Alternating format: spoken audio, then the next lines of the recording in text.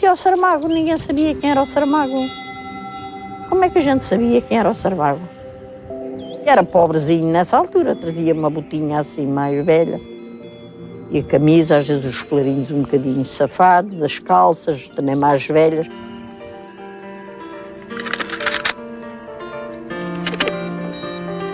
Ele aqui escrevia muita coisa num caderno que trazia, mas também trazia era muita coisa para gravar. E eu depois lá em casa fazia, não é? Porque ele aqui, ao pé da gente, trazia umas caixinhas. O meu filho, como era novinho, era muito abelhudo, queria saber tudo. E depois ele explicava-lhe o que era aquilo. Olá, Mariana. Obrigada. Como é que vai isto? Eu vou bem. Ótima sempre. Está Sempre bem, não é? Pois. E então, José, como é que vai? Estou Mas bem. está melhorzinho agora. Agora estou melhor. Está, pois, porque até no livro achei assim mais coisas. Agora está mais melhorzinho, mais jovem. Agora estou melhor. Está Não, melhor, mais jovem não estou. Não, a gente também torna mais jovem. Hoje sou jovem. Eu olhava para ela e pensava isso mesmo. Que jovem está esta mulher. 30 anos depois, José Saramago regressa à casa de Mariana Bazuga, onde passou muitos serões. Olha, o bom tempo que aqui passámos nesta casa, as boas horas que nos encontramos, Conversando. O bom feijão com couve, a boa açorda, mas as favinhas não, as favas não. Isso, as favas é uma história velha que eu tenho. Não, muita gente não gostava. Que eu não sei como é que começou, mas sempre odiei as favas. Em 77, Saramago instala-se no Lavra, aldeia de Montemoro Novo. As vozes do Alentejo moldam o romance Levantado do Chão. Comecei a escrever o livro até à página 23, 24, 25, qualquer coisa assim.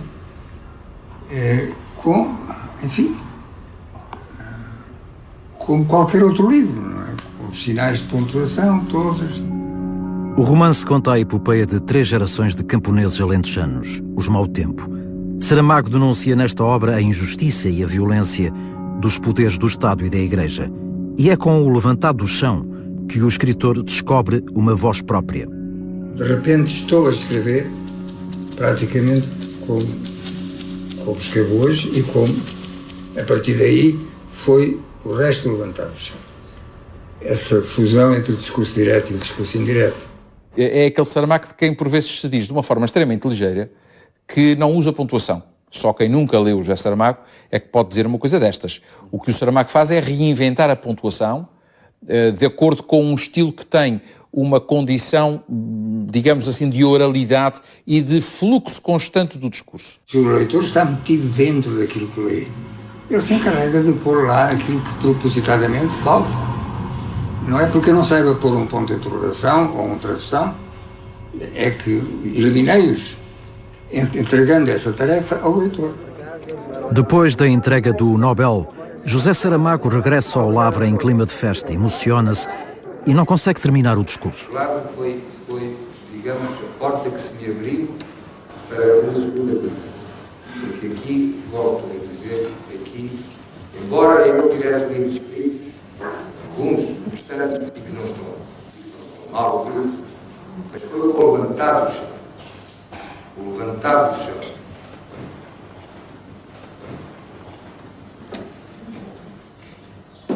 Saltaram as lágrimas, recordava tudo aquilo que tinha sucedido. Como é que aqui vim parar? Como é que vim parar aqui? Como é que fui recebido? E como a Mariana estava a contar agora, aqui as nossas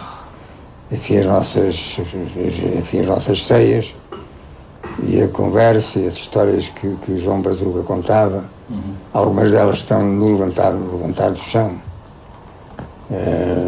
E tudo me veio daqui.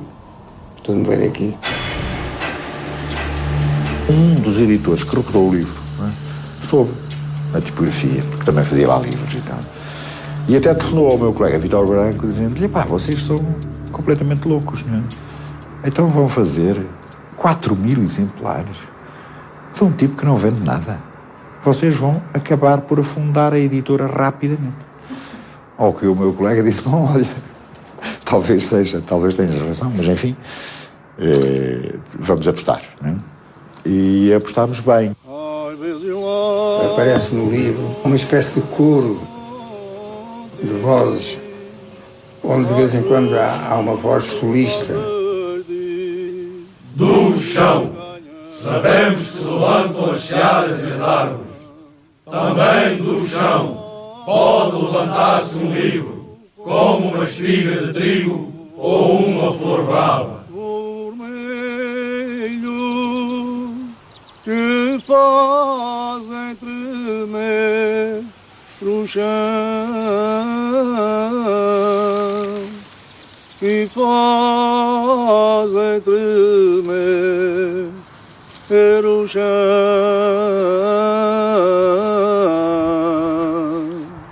Lembro-me os tempos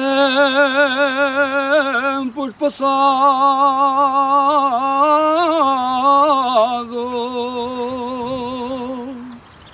tudo se vai acabando.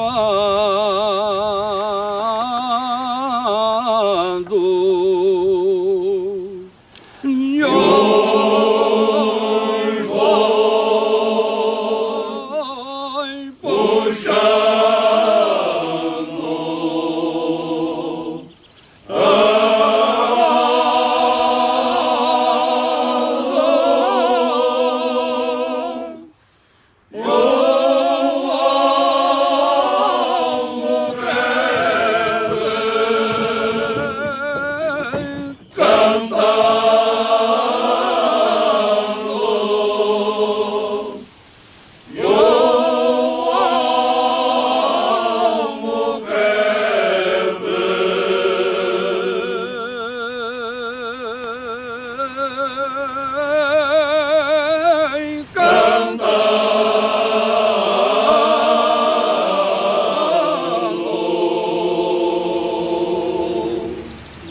levantados do chão,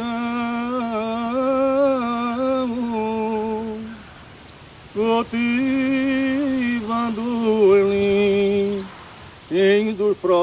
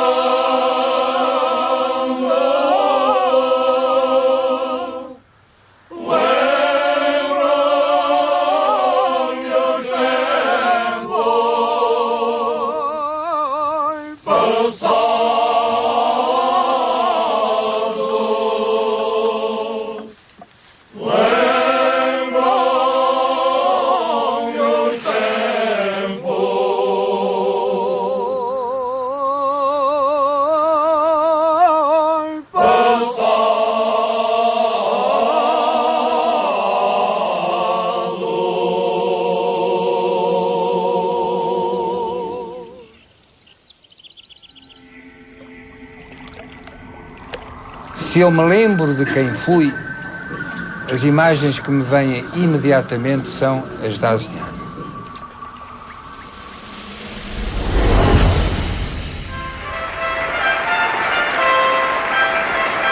Prémio Nobel da Literatura 1998, José Saramago, Portugal. Eu tenho a reputação de ser uma pessoa seca, dura, esse cara de pau, de ser vaidoso. Mas eu sou um sentimental.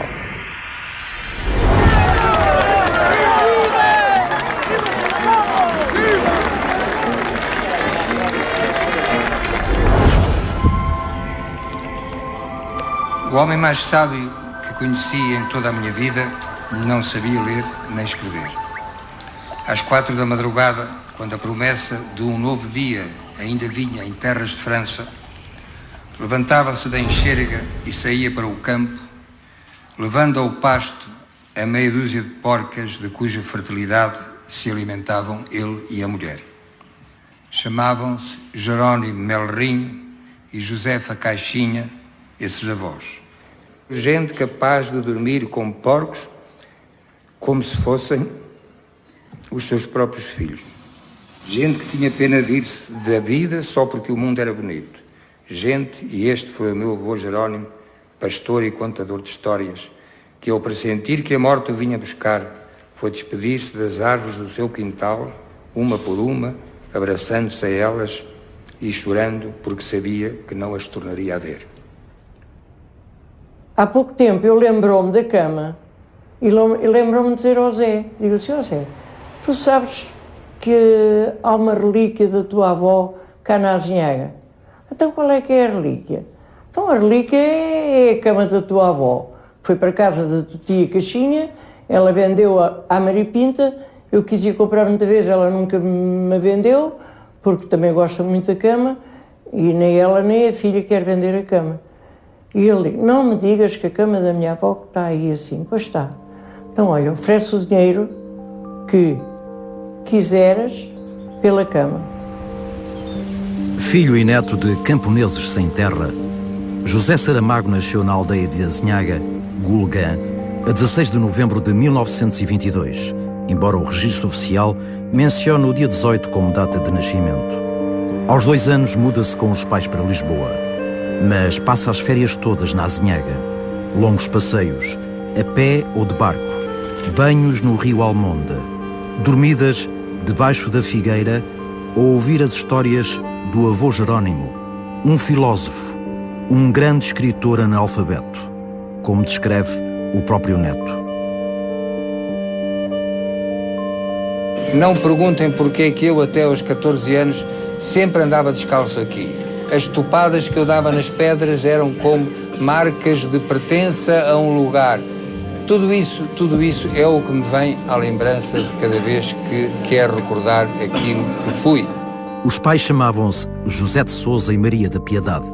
José de Sousa seria o nome do futuro escritor, mas o funcionário do registro acrescentou-lhe o nome de uma planta, Saramago. A lenda que se pôs a funcionar dentro da família é que o funcionário que se chamava Silvino estava bêbado. Porque o meu pai, quando chegou ao registro civil, na Gulgã, eu perguntou-lhe, então como é que se chama o rapaz? E o meu pai, um pouco olimpicamente, responde, como o pai dele. O pai era José de Sousa e queria que o filho também fosse José de Sousa. Mas o Silvino resolveu a questão, não é? José de Sousa Saramago. Portanto, suponho que é o único caso na história da humanidade em que o filho deu o nome ao pai.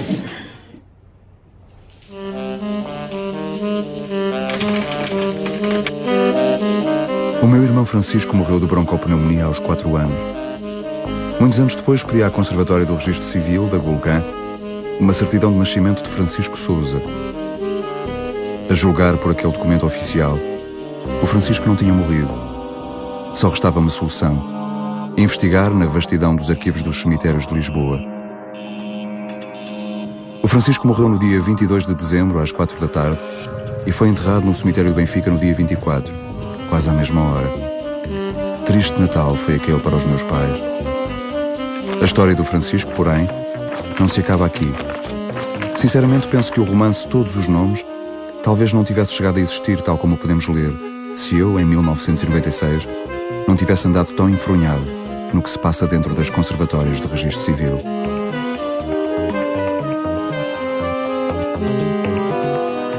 Um dos grandes romances da literatura portuguesa de amor é, de facto, Todos os Nomes, não é? Porque é um romance de amor absoluto, não é? É um romance de amor que não tem objeto, não é?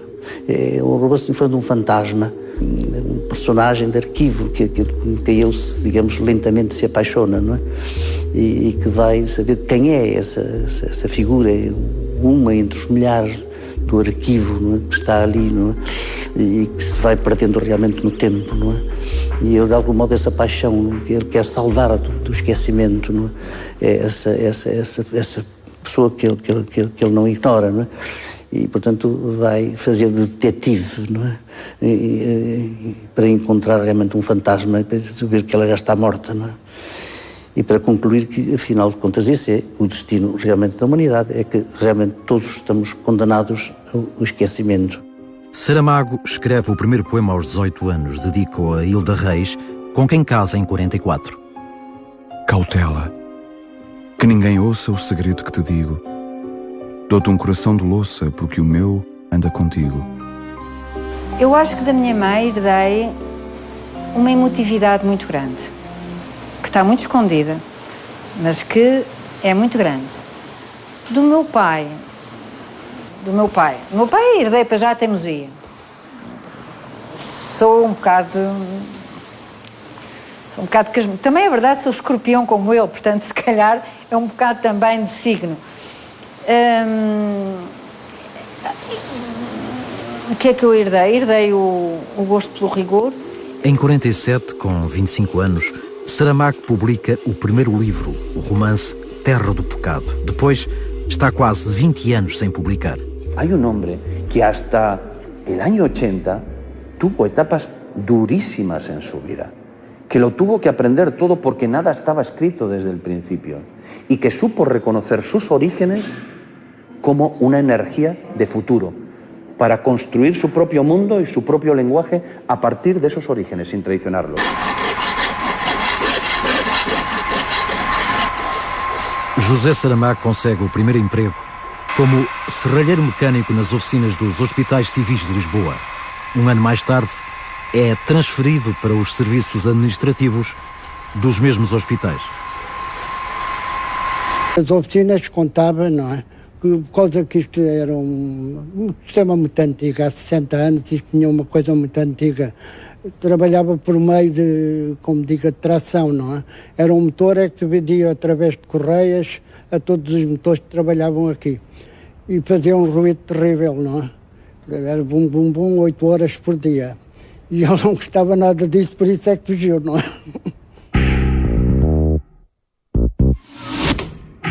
Regressa ao Palácio das Galveias, ao campo pequeno, onde há uma sala de leitura que entra na história da minha vida. E eu entro nela. Uma coisa é saber ler de forma mecânica. Outra coisa é meter-se uma pessoa dentro de um livro. Para tal é preciso curiosidade, é preciso paixão. Quando era rapazinho adolescente, eu não tinha um só livro em casa.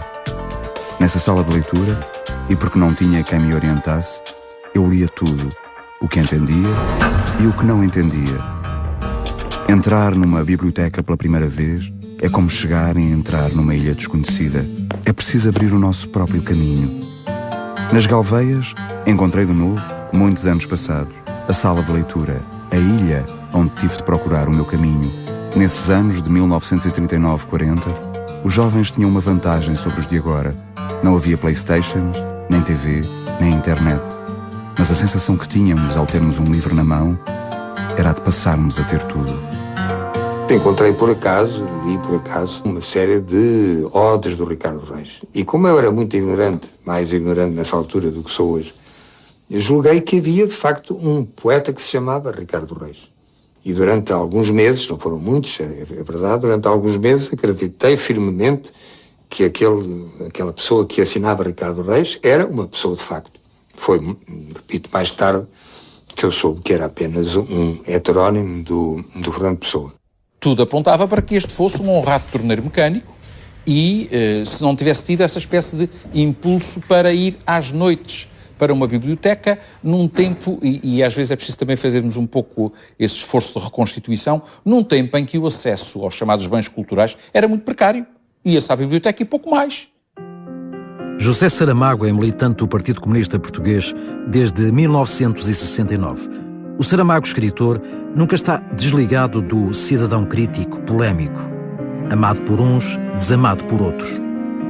Embora eu seja um homem de partido,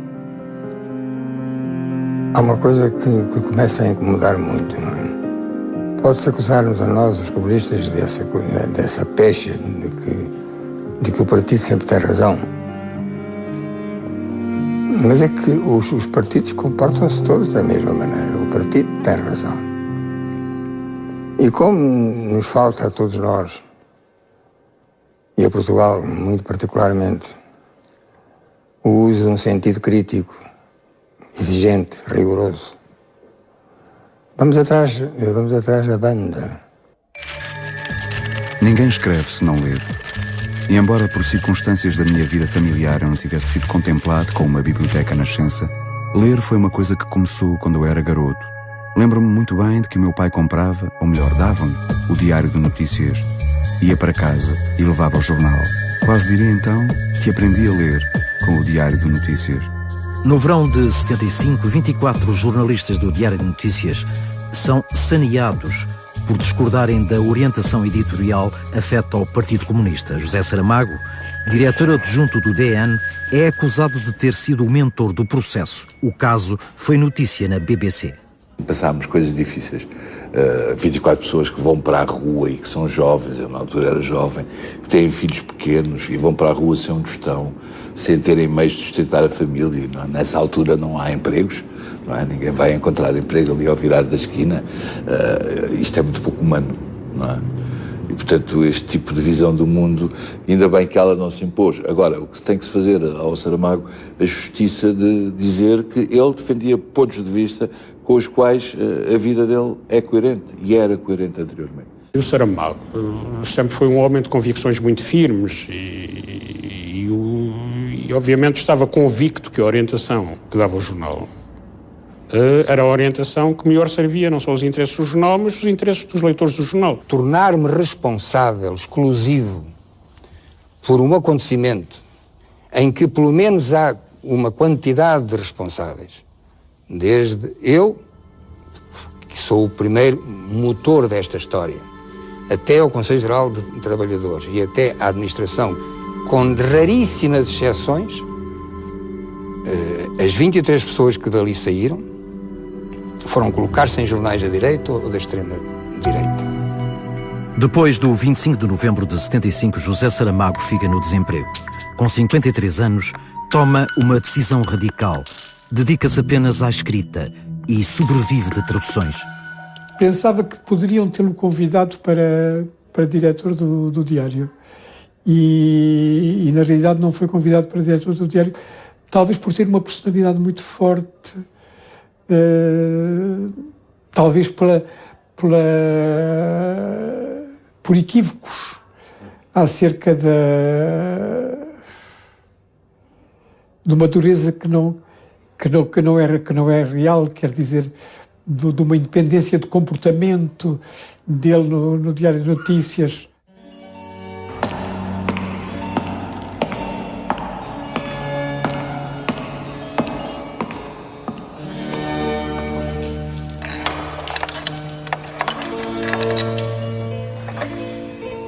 Era uma vez um rei que fez promessas de levantar um convento em Mafra.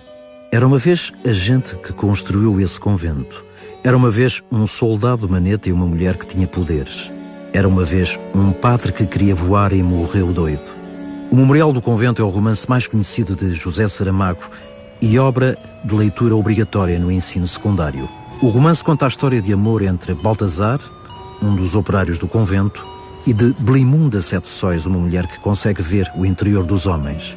Mas é igualmente o retrato de uma época e da figura de Dom João V, que mandou construir o convento. Nessa época em que o João V, em que lhe entrou esse delírio das grandezas, com a construção de Mafra e outras coisas mais, esse dinheiro, essas riquezas entravam em Portugal e seguiam diretamente para os Países Baixos, para a Alemanha, para a Itália. O Portugal rico, digamos, do século XVIII, do tempo de Dom João V, era tão pobre como o povo no Portugal do século XX, dos 50 anos que durou a ditadura. O Baltazar, a Blimunda e o povo nos saem, de facto, como os grandes heróis deste romance. Apesar, o rei manda, o povo cumpre, mas os grandes heróis são, de facto, os trabalhadores que conseguiram construir Mafra num tempo recorde. Um romance em que as duas águas estão misturadas. Nós estamos a ler aquela história, estamos no tempo de Dom João V, mas estamos, sobretudo, no nosso tempo. Não é? Um universo fechado, opaco, no qual só se pode sair através de uma invenção, não é? Que é representada no romance pela passarola do Bartolomeu, não é? E que tanto voa para o passado como voa para o futuro. Não é? Portanto, é uma máquina de voar esse próprio romance. O memorial mudou completamente o nosso cotidiano, mudou Mafra,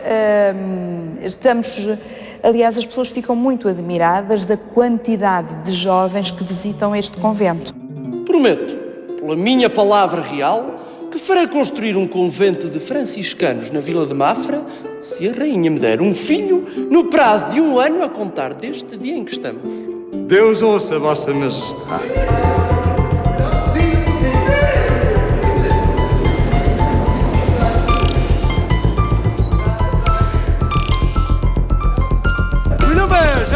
Não me olhes tão perto, Blimunda. Que poder é esse teu? Não sei dizer não, senhor. Blimunda, tu recolhes as vontades. Eu vejo o que está dentro dos corpos. Majestade, o estado da obra não me vive tão feliz com visão. Encontrar-nos os três quando chegar o dia de voar. Adeus.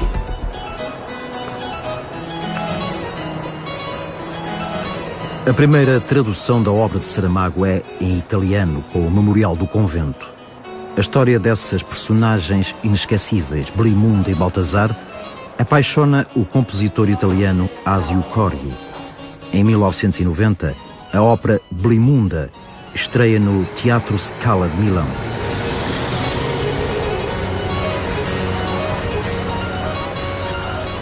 La Blimunda rappresenta innanzitutto il mio primo grande successo alla Scala di Milano. In Blimunda c'era ancora questa voglia di utopia, questo pensare che si potesse risollevare il mondo attraverso una speranza, un qualche cosa che aveva a che fare con le donne.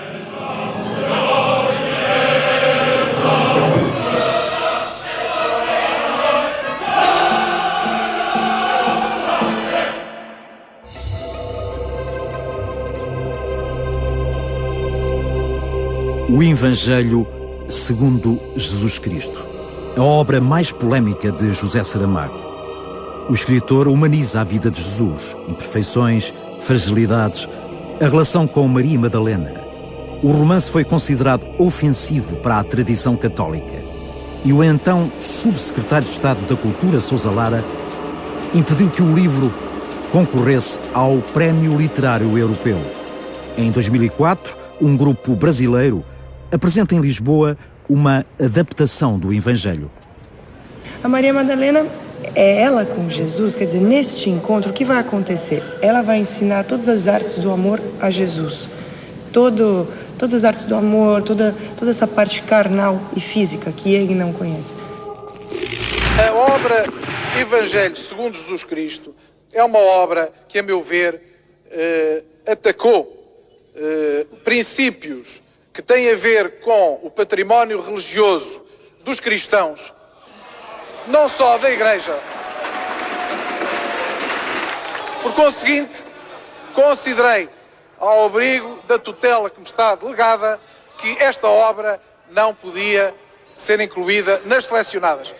As razões que foram aqui invocadas pelo Governo para eliminar certas obras são completamente inaceitáveis e reproduzem estruturalmente aquilo que ainda recentemente foi feito no Irão de Khomeini e que era feito nas ditaduras stalinistas. Quando o senhor subsecretário de Estado Sousa Lara, era inevitável dizer-lhe o nome, me acusa a mim de ter dividido os portugueses, esqueceu-se, ou talvez não tenha lido nunca o Evangelho segundo São Mateus, ou talvez tenha lido uma antologia dos Evangelhos todos, com expurgada dos elementos perturbadores, e então talvez não tenha lido nunca que Jesus declarou que não vinha trazer a paz, mas a espada. Eu tinha a ideia de que ia dar celeuma, não é? Isso é indiscutível, não é? Até porque o senhor José Saramago tinha um lobby bem construído, até com lobby internacional, que aliás lhe valeu muito. Mas eu nunca pensei que isto se transformasse num folhetim que durasse quase tanto como o folhetim da Casa Pia, não é? Eu passo de poder ter uma lista de X nomes para escolher um e para propor um, para o inquisidor, o censor, que vetou um determinado indivíduo. Quer dizer, eu não estou aqui a discutir pessoas nem a julgar pessoas. Estava a discutir uma obra em concreto que nunca teria merecido o meu apoio pelas razões que digo, por definição. Se calhar não havia muita gente que estivesse disposta a não ceder nem um milímetro em questões de princípio, estando em jogo, como eu sabia que estava, o lugar na política e o meu futuro político. Isso tive a consciência. Eu tive tanta consciência que eu disse aos meus, e há testemunhas, pelo menos umas 6 ou 7, as minhas secretárias, eram várias, o meu chefe de gabinete e os meus adjuntos, reuni-os todos antes de assinar o papel, numa antecâmara que havia ao pé do meu gabinete, e disse: meus senhores, a partir de hoje, comecem à procura de emprego, porque eu vou assinar a minha sentença de morte no governo. Palavra de honra que isto é verdade. E eles riram-se todos para mim. Acharam que era brincar. Sem exagerar essa iminente criatura, provavelmente ainda estaríamos em Lisboa. O professor Cavaco Silva era, na altura, primeiro-ministro. Outro dia li que ele foi nomeado doutor honoris causa pela Universidade de Goa. Doutor honoris causa em literatura. Então, nessa altura pensei, quando li a notícia, que com esse grau de doutor honoris causa em literatura, ele estará em condições de perceber melhor o que me fizeram. Eu não sei se desde então o seu interesse pela literatura se foi dizendo. Naquela altura não era grande coisa. Quando ele confundiu o Tomás Moro com o Tomás Mann. Mas gostaria de poder dizer a mim mesmo que valeu a pena. De certo modo somos colegas, o professor Cavaco Silva e eu. Só falta que a Universidade de Goa decida fazer-me também a mim doutor honoris causa. Como o professor Cavaco Silva lhe conferiram esse grau em literatura, no meu caso podem conferir-me o doutorado honoris causa em medicina, quer dizer, para as coisas ficarem equilibradas, não é? Harold Bloom, o mais conhecido crítico literário do mundo, coloca Saramago entre os grandes escritores do século XX e considera o Evangelho o melhor romance. His masterpiece, which is not sufficiently appreciated in the United States, though it has been well translated, the Gospel according to Jesus Christ, which is the most astonishing single handling of the New Testament story in all of modern literature. Não há palavras que expliquem que luz é esta, que luz, que luminosidade extraordinária é a desta ilha. A luz dos poentes em Lanzarote, a serenidade reencontrada.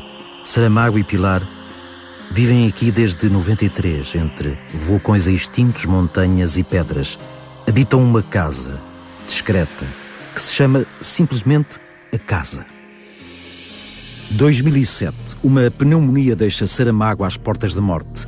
A mulher pede aos médicos que lhe prolonguem a vida até que ele acabe o romance A Viagem do Elefante. Saramago recupera e termina o livro com uma dedicatória a Pilar, que não deixou que eu morresse. A Pilar deitou-me a mão à gola do casaco e não me deixou cair ao poço.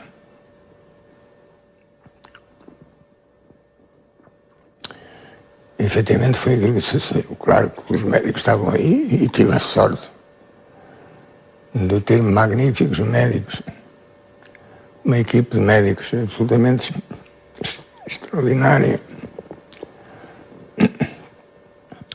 Mas igualmente extraordinário foi a atitude valente, embora a chorar por dentro.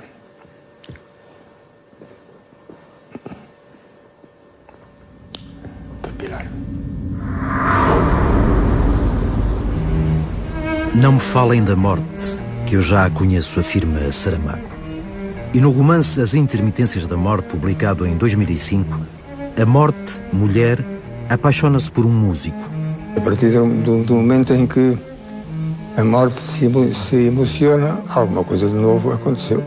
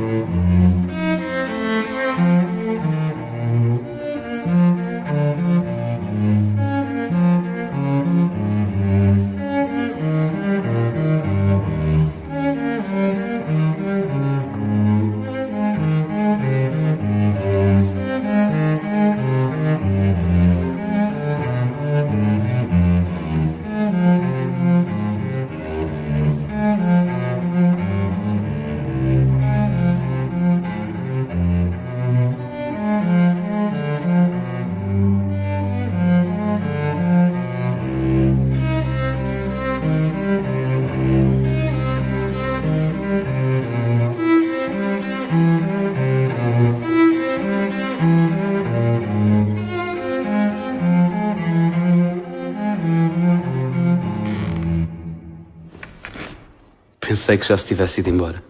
Como vê, resolvi ficar. Mas partir amanhã. A isso me comprometi. Suponho que veio para trazer a carta que não a rasgou. Sim, tenho aqui, nesta bolsa. Dê-me então. Temos tempo. Recordo ter-lhe dito que as pressas são más conselheiras. Como queira. Estou ao seu dispor. Dilo a sério? É o meu maior defeito. Digo tudo a sério. Mesmo quando faço rir. Principalmente quando faço rir. Nesse caso, atrevo-me a fazer-lhe um pedido. Qual? Compense-me de ter faltado ontem ao concerto. Não vejo de que maneira. Tem ali um piano. Nem pense nisso. Sou um pianista medíocre. Ou o violoncelo. É outra coisa. Sim, poderei tocar uma ou duas peças, se faz tanta questão. Posso escolher? Sim, mas só o que estiver ao meu alcance, dentro das minhas possibilidades. Isto. É muito longa. Leva mais de meia hora e já começa a ser tarde. Repito-lhe, temos tempo. Há uma passagem no prelúdio em que tenho dificuldades. Não importa. Salta-lhe por cima quando lá chegar. Ou não será preciso. Vai ver que tocará melhor que Rostropovich. Pode ter a certeza.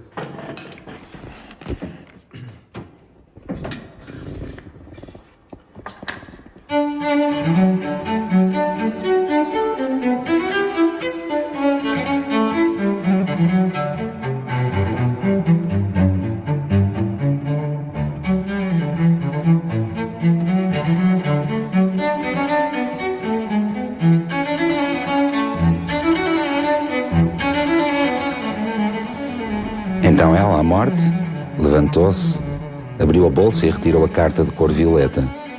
Acendeu um fósforo.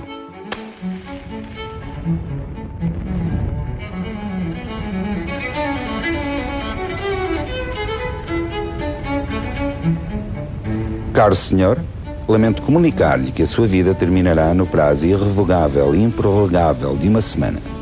Desejo-lhe que aproveite o melhor que puder o tempo que lhe resta. Tem 8 dias para vender o violoncelo e encontrar outro dono para o cão. Sua atenta servidora, Morte. A Morte voltou para a cama, abraçou-se ao homem e, sem compreender o que lhe estava a suceder, ela que nunca dormia, sentiu que o sono lhe fazia descair suavemente as pálpebras. No dia seguinte, ninguém morreu.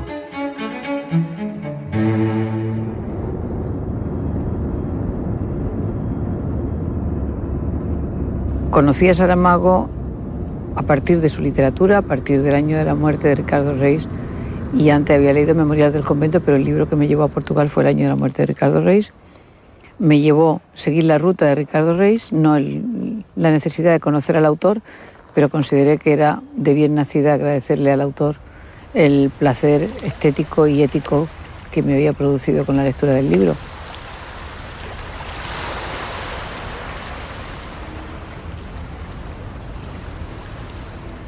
Ir al cementerio de Placeres, a la tumba de Pessoa, y posteriormente y luego a San Jerónimo, a donde realmente estaban los restos de Fernando Pessoa, y poder leer un poema. Para ser grande, ser inteiro. Nada teu exagera ou exclui. Ser todo em cada coisa.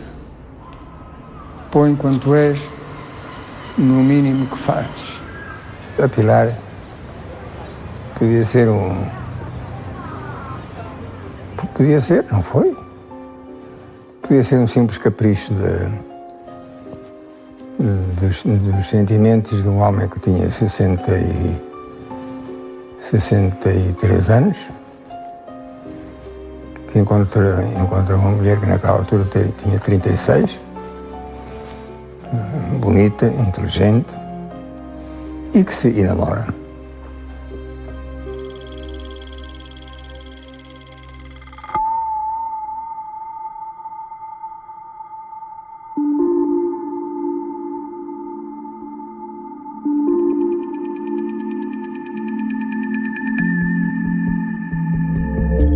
Saramago es queridísimo en Portugal, queridísimo.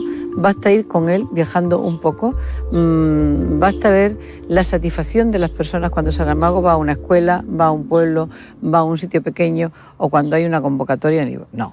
Otra cosa son los modernos, chicos modernos, incultos, que siguen directrices de unos señores propietarios y que les molesta profundamente que un comunista de no sé qué haya escrito tales libros o les vaya a representar, mientras ellos, por más gravatas y más aviones privados, nunca van a representar nada ni nadie. Algunos de los más grandes empresarios de Portugal, por más que se crean que son los dueños, no representarán nunca a Portugal, jamás, ni en el momento presente, ni dentro ni fuera. Y mira por dónde, un señor autodidacta, nacido en una aldeíta, sin estudio, trabajador infatigable de cada día, él solo, sin renunciar a nada, siendo coherente a sus orígenes, al trabajo y a la fuerza de los suyos. Ese hombre sí representa a Portugal. En Portugal representa a los portugueses, y fuera de Portugal es el mejor embajador, y dentro de 500 años seguirá siendo el hombre del Portugal de este siglo.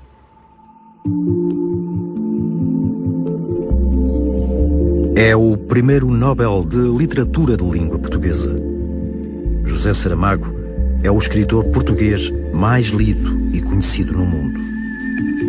Está traduzido em mais de 30 línguas e publicado em mais de 50 países. Nos Estados Unidos já vendeu 1 milhão de livros.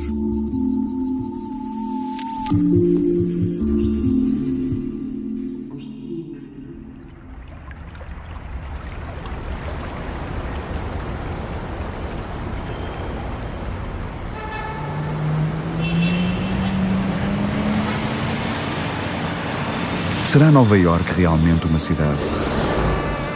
Não será antes um enorme estúdio de cinema com ruas, avenidas, táxis, autocarros, ascensores, escadas rolantes e carruagens de metropolitano para nos levarem a cenários onde em cada momento se filmam todos os guiões possíveis e alguns inimagináveis? Há empenas e gárgulas para a nova versão de Batman, cornijas e ventiladores para outro Blade Runner, torres e frontões para um Citizen Kane de nova geração. Há edifícios sem estilo classificável, em cuja contemplação o gosto de um europeu se desorienta, em que as referências estéticas se confundem, mas que os olhos não quereriam abandonar.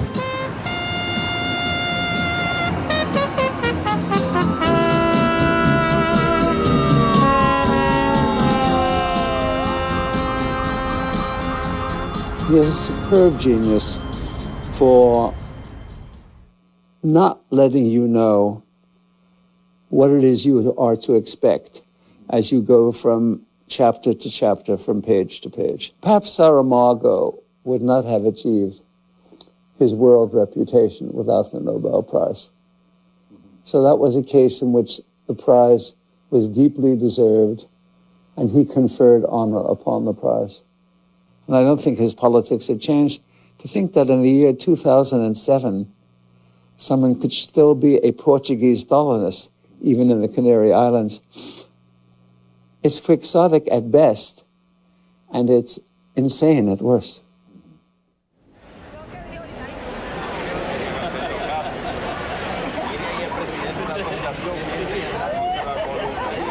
Es muy difícil leer todos los libros de Saramago porque los ha escrito en muy poco tiempo. Es lo más extraordinario de escritor tardío. Él empezó en un momento en que los escritores están terminando de escribir y todavía sigue escribiendo como si tuviera 18 años.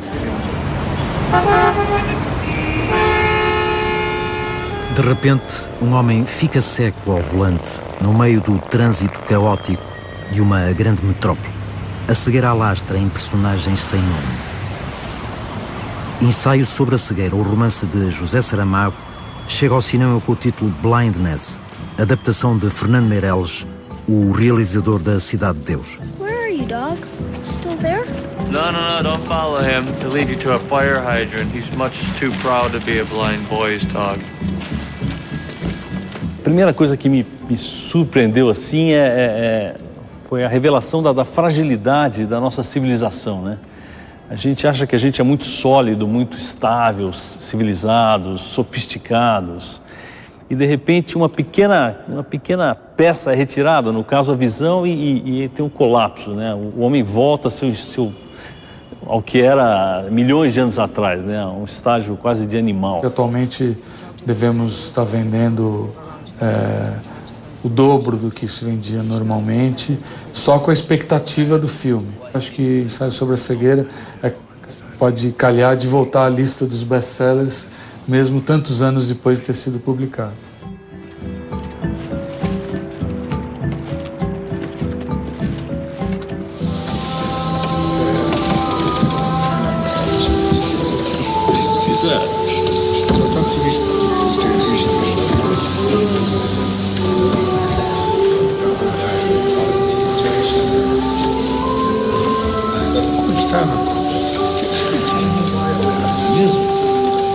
Só que não deixa feliz, tá vendo?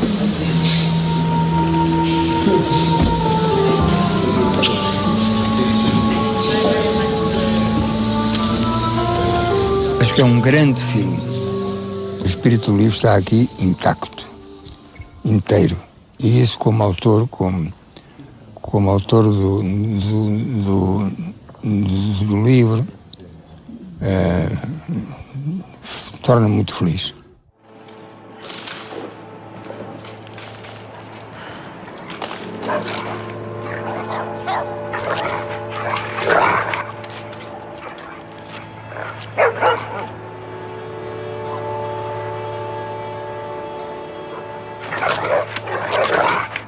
Right then, for the first time, she wished that she too could turn blind, penetrate the visible skin of things and pass to their inner side, to their dazzling and irremediable blindness.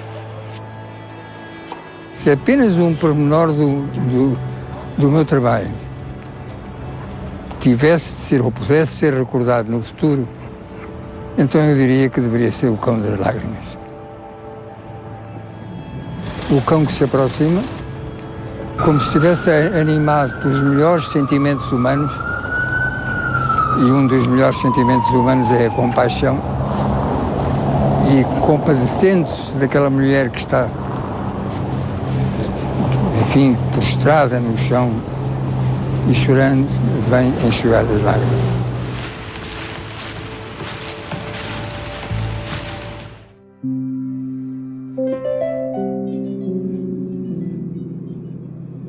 O meu corpo será incinerado e as cinzas serão enterradas no meu jardim, debaixo de uma pedra grande, vulcânica que está aí.